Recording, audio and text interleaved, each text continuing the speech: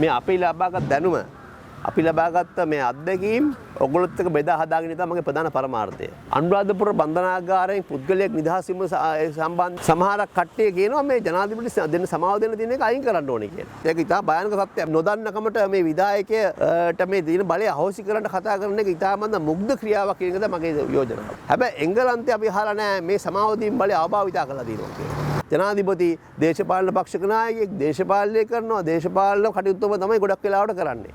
විධායක නොවන ජනාධිපතිවරයෙක්ට මේ බලතල ලබා දිය යුතුයි කියන එක අපි ස්ථාවරයයි.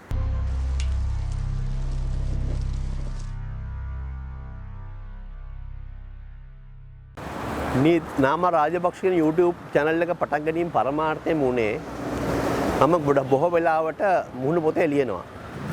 ඒ මුහුණු පොතේ ලියනකොට ඒක සීමිතයි. ඒක නිසා මේ අදහස් ප්‍රකාශ කිරීම සීමා වෙනවා. මොකද මම අකුරෙන් අකුර ටයිප් කරලා ඒකත් එහෙම ගොඩාක් දිගේව කියවන්න අපේ ජනතාව කැමති නැහැ. මේ අපි ලබාගත් දැනුම අපි ලබාගත්ත මේ අත්දැකීම් ඔයගොල්ලොත් එක්ක බෙදා හදාගෙන තමයි මගේ ප්‍රධාන පරමාර්ථය. අපේ අත්දැකීම් මේ හරහා අපි ලබා දෙන එක ලබා ගැනීම සඳහා ඉතාමත් කාරුණිකව ආරාධනා කරනවා. මේ අපේ channel එක subscribe කරලා මේ ඔබ මේකට සම්බන්ධ වෙන්න කියලා.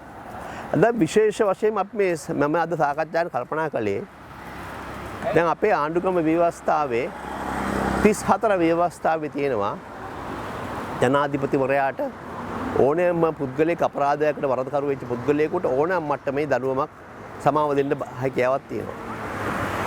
දඬුවම ඒ වගේ රාජසන්තක කරපු දේපලක් උසාවියෙන් නැවත රාජසන්තක කිරීම අහිමි කරලා අහිමි කිරීම අයින් කළා ඒක ලබා දෙන්න පුළුවන්. මේ ප්‍රධාන බරතල ලබා දීලා තින්නේ ඇයි? මේවා අපේ ව්‍යවස්ථාවේ කොහොමද? මේ පහුගිය කාලේ ඔය අනුරාධපුර බන්ධනාගාරයෙන් පුද්ගලයෙක් නිදහස් වීම සම්බන්ධයෙන් එක සමහරක් කට්ටිය කියනවා මේ ජනාධිපති දෙන්න සමාව දෙන්න තියෙන එක අයින් කරන්න ඕනේ කියලා. ඒ වගේ කතාවකුත් වෙනවා. නමුත් ඒක ඉතා භයානක සත්‍යයක්. මොකද මේක ඇති වෙලා තියෙන්නේ අපි දන්නවා කෙලින්ම ඉස්සර රටේ විධායකය, රටේ අධිකරණය, රටේ නීති හදන්නේ ඔක්කොම රජුරුවෝ. රජුරුවෝ තමයි නීතිය. ඒ රජුරුවෝ නීතිය පස්සේ මේ ආයතන තුනකට බෙදලා ගියා. බෙදලා ගියා හැබැයි මේ විධායකයට යම් බලයක් තියෙන්න ඕනේ. මොකද හේතුව අධිකරණය කියලා කියන්නේ සර්ව නිර්දෝෂී ආයතනයක් නෙමෙයි. අධිකරණය අතනොත් වැරදි සිද්ධ වෙනවා. විශේෂයෙන්ම සමහර අධිකරණ වලින් ඒකට කියනවා අපි කැනබලිසම් ඔෆ් ජුඩිෂියරි කියලා. ඒ කියන්නේ සමහරක් කරලා ඉතාමත් දරුණු මිනිස්සුන්ට ගැලපෙන්නේ නැති දරුණු තීන්දුව දරුණු මේ දඩුවම් එන අවස්ථාවක් තියෙනවා. ඒ වගේම සාමාන්‍ය නීති ආප්තයක් තියෙනවා. වැරදිකාරයෝ 100ක් නිදහස් වුණත් එක නිර්දෝෂී පුද්ගලයෙක් මේ දඩුවම් ලබන එක අපරාධයක් කියලා. ඒක තමයි ආප්තය. ඒ කියන්නේ වැරදිකාරයෝ 100ක් නම් අඩුපාඩුකම් නිසා නඩුවක අඩුපාඩුකම් නිසා වැරදිකාරයෝ 100 නිදහස් වුණත් ඊට වඩා බරපතල අපරාධයක් කියලා නිවැරදිකරුවෙක් වර්ධකරුවෙක් බවට පත් වෙලා හිරේ යනවා හෝ මරණය ලැබෙන එක. මොකද හේතුව ගොඩක් ඒවේ අධිකරණ කටයුතු වලින් කාලයක් ගිහිල්ලා ඉවර වෙලා කාලයක් ගියාට පස්සේ අනාවරණය වෙනවා මේ පුද්ගලයා එමකට සම්බන්ධ නැහැ කියලා. මේ පුද්ගලයා අපරාධ අහිංසක පුද්ගලයෙක් දඩුවම් ලැබුවයි කියලා.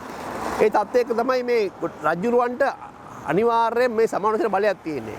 රජුරෝ ඒකත් එක්ක යම්කිසි අධිකරණ කාර්යභාරය පිළිබඳව කතා බහ වෙලා අධිකරණ කාර්යභාරය පිළිබඳව විමසීමක් කළා අඩුපාඩුවක් තියෙනවා නම් ඒ අඩුපාඩුව නිසා යම්කිසි වැරද්දක් අධිකරණයෙන් වෙලා තියෙනවා නම් ඒ වෙච්ච වැරද්ද හදන්න තමයි රජුරවන්ට පරමාධිකාරී රජුරවන්ට බලය දීලා තියෙන්නේ. මේක ප්‍රජාතන්ත්‍රවාදී රටවල් වල අපේ වගේ රටවල් තියෙනවා ව්‍යවස්ථාවේ.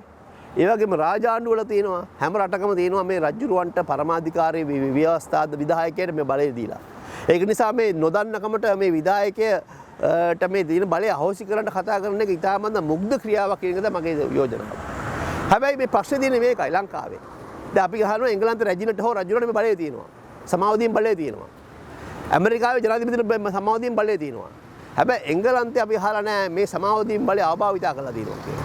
මොකද ඒකට හේතුව එංගලන්ත රජු හෝ රැජින දේශපාලන කටයුතු දෙන කෙනෙක් නෙමෙයි.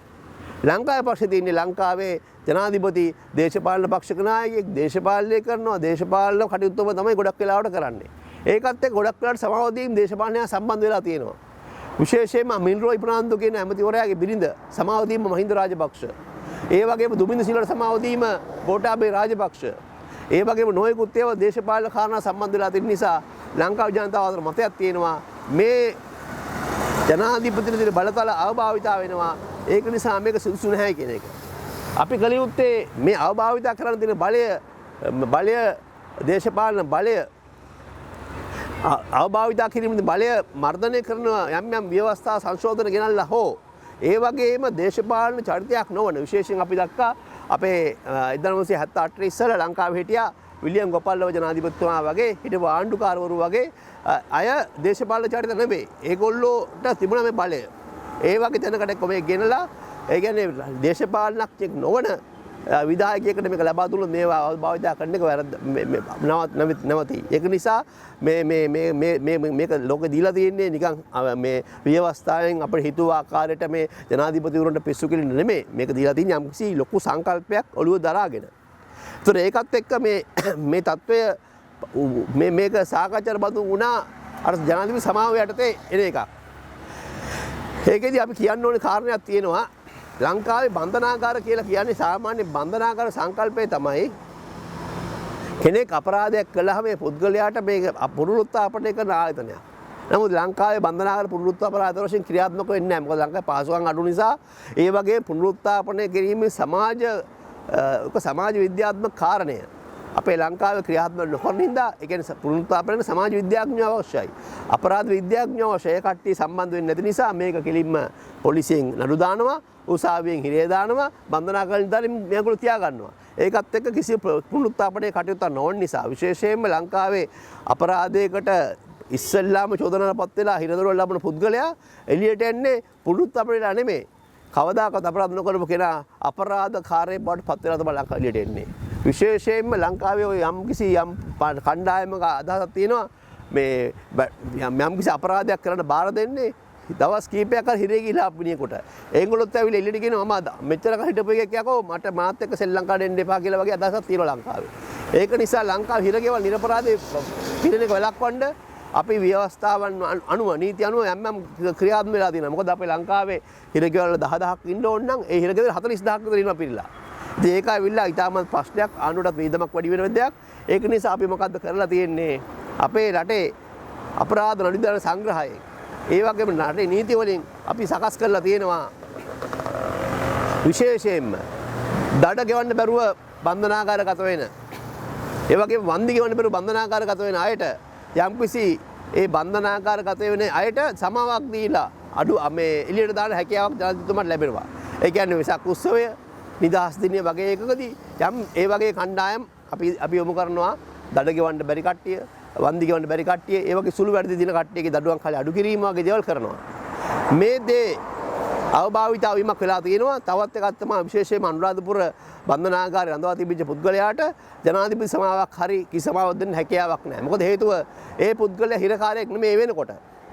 ඒ පුද්ගලයාට ඒ පුද්ගලයා කරලා තියෙන්නේ යම් වරදක් අපරාධ මේ දන්නේ සංග්‍රහය 386 වගන්ති යටතේ සාවද්‍ය පරිහරණය කළා. ඒ සාවද්‍ය පරිහරණය කළා රුපියල් ලක්ෂ 40ක මුදලක්. පස්සේ අගදිනපත් පාර්ශවයේ ලක්ෂ 20ක එකඟ වෙලා ඒ ලක්ෂ 20 ගෙවන්න කියලා නියම කරලා තියෙනවා. ඒ ලක්ෂ 20 ගෙවුවේ නැත්නම් ඩිෆෝල්ට් සෙන්ටෙන්ස් එකක් වශයෙන් ලක්ෂ 20 වෙනුවෙන් සිරිදොරන් නියම කරලා තියෙනවා. හැබැයි ඒ ලක්ෂ 20 ගෙවීමේ සඳහා දිනයක් ලබා දීලා තියෙනවා. දිනයක් ලබා දීලා රිමාන්ඩ් කරලා ඒ ඉදිරි දිනේදී ඒ ගෙවුවේ නැත්නම් තමයි සිරිදොරන් ක්‍රියාත්මක වෙන්නේ. ඒ தත්ත්වය යටතේ රිමාන්ඩ් සිරකරුවෙක් කොයිම අවස්ථාවකවත් රිමාන්ඩ් සිරකරුවෙක් සමාව දෙන්න හැකියාවක් නැහැ. රිමාන්ඩ් සිරකරුව සමාව දෙන්න හැකියාවක් නැහැ. රිමාන්ඩ් සිරකරුවට කරන්න පුළුවන් එකම දේ තමයි රිමාන්ඩ් සිරකරුවෙක් ඉන්නවා නම් යම්කිසි මේ කාලයක් පොඩි වරකට අහුවෙලා ඒ පුද්ගලයා සම්බන්ධයෙන් වාර්තාවක් බන්ධනාගාරයෙන් මගින් මහේස්ත්‍රාත්වයට ලබා දීලා මහේස්ත්‍රාත්වයට පමණ හැකියාවක් තිබෙන්නේ. ඒක නිසා මෙතන අකටයුතුකම් දෙකක් වෙලා තියෙනවා. එකක් ඇවිල්ලා බන්ධනාගාරයේ සිරදොරන් නොබලබල කෙනෙකු සමාව ලබා දීලා තියෙනවා. ඒ වගේම මේ ජනාධිපතිගේ ලයිස්තු ඇතුළත් නොවිච්ච පුද්ගලයා ලැබිලා තියෙනවා. ඒක තමයි මම කලින් සාකච්ඡාවක මම සඳහන් කළා.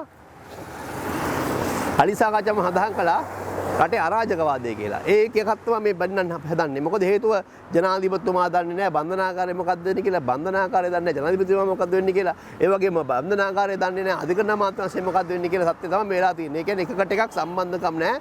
රට අරාජකත්වය වෙලා තියෙනවා. ඒක නිසා මේ සිරකරුණ සමාව දීම කියන සම්බන්ධය පිළිබඳව වැරදි අවබෝධය සමාජයේ තියෙනවා. ඒ වැරදි අවබෝධය අපි දුරු කර යුතුයි. අපි නීතිඥයෝ වශයෙන් වැරදි අවබෝධය දුරු කර යුතුයි. සිරකරුණ සමාව දිය යුතුයි. ඒ වගේ කාභාවිතා කිරීම වැළැක්විය යුතුයි. ඒක නිසා අපි මේක පැහැදිලි කළේ මේ ජනාධිපති සමාව කියන එක අනිවාර්යයෙන්ම තිබිය යුතු වගේම මේ ජනාධිපති සමාව දේශපාලන වශයෙන් ඒ වගේ අපි දන්නවා පහුගිය කාලේ ආවා එක චෝදනාවක් අර රොයල් පාක් ඝාතනයේ ජූට් කියන තරුණයාට යම් මුදලක් අරගෙන සමාව දුන්නා කියලා. ඉතින් ඒවා වෙන සිද්ධ වෙනවා. ඔව් සිද්ධ වෙනවා. මොකද හේතුව මේ ක්‍රමයටතේ මේ අවභාවිතාව වෙමින් සිද්ධ වෙනවා. ඒකට තමයි අපි කියන්නේ මේ ජනාධිපති ක්‍රමයේදී තියෙන විධායක ජනාධිපති ක්‍රමයේ තියෙන මේ අනිසි ප්‍රතිඵල තමයි හැමදේම යාම කරන එක. ඒක නිසා දේශපාලන චරිතයක් නොවන විධායක නොවන ජනාධිපතිවරයෙක්ට මේ බලතල ලබා දිය යුතුයි කියන එක අපේ ස්ථාවරයයි. ඒතර ඒ වගේම මේ සම්බන්ධයෙන් අපේ ව්‍යවස්ථාවේ තියෙන කොහොමද කරන්න ඕනේ කියලා. අධිකරණ අමාත්‍යාංශ විමසන්න ඕනේ. නඩුව ආපු විනිශ්චයකාරවරුන් විමසන්න ඕනේ. ඒ වගේම ඒකට සාධාරණ හේතුවක් තියෙනෝනේ මේ නඩුවට සමාව දෙන්න. නමුත් ඒ කිසි දෙයක් නොකර හැබැයි ලංකාවේ ඇමරිකාවේ පවා ජනාධිපති සමාව ලබා දීලා තියෙන අවිධිමත් ආකාරයට. හොඳම උදාහරණය තමයි හිටපු ජෝ බයිඩන්. පුතා හිරේ ඉන්න එක ජෝ බයිඩන් ගියේ ගෙදර ගියේ එයාගේ පුතාට සමාව දීලා. ඩොනල්ඩ් ට්‍රම්ප් මොකද්ද කළේ? ඩොනල්ඩ් ට්‍රම්ප්ගේ අර කැරල්ල හිටපු 1700 කට සමාව දුන්නා. ඒක නිසා ඒ වගේ දේශපාලන හැබැයි ලංකාවේ තමයි ප්‍රථම වතාවට ජනාධිපති සමාව දුන්න එක වැරදි කියලා ශ්‍රේෂ්ඨ තීරණයක් කළා. අපි හොඳ ධනාත්මක තැනකට ඇවිල්ලා තියෙනවා. ශ්‍රේෂ්ඨාධිකරණ තීරණය කළා තියෙනවා ගෝඨාභය රාජපක්ෂ සහ මෛත්‍රීපාල සිරිසේන දුන්න සමාව දෙක වැරදි කියලා. ඒ වැරදි කියලා දුන්න එක ඉතා හොඳ තත්ත්වයක්. ඒක නිසා අපේ ජනාධිපති සමාව පිළිබඳ ව්‍යවස්ථා ප්‍රතිපද ආරක්ෂා කර ගනිමින් මේ ජනාධිපති සමාව අභාවිතා කිරීම වළක්වීමට යම් පියවර ගැනීමක් අනිවාර්යෙන් කළ යුතුයි. ඒ නිසා අපි මේ සම්බන්ධයෙන් අපේ සාකච්ඡාව තවදුරටත් රැගෙන යා යුතුයි. ව්‍යවස්ථාවට ජනාධිපති සමාව ඇවිල්ලා තියෙන්නේ අහම්බෙන් නෙමේ. ඒක අවශ්‍ය කාරණයක් නිසා මේ ජනාධිපති සමාව අහෝසි කරන කියන තඩම් පාටේ ගෙන නොයුතුයි කියලා තමයි අපි ඉස්තර වෙලා තියෙන්නේ. බොහොම ස්තුතියි.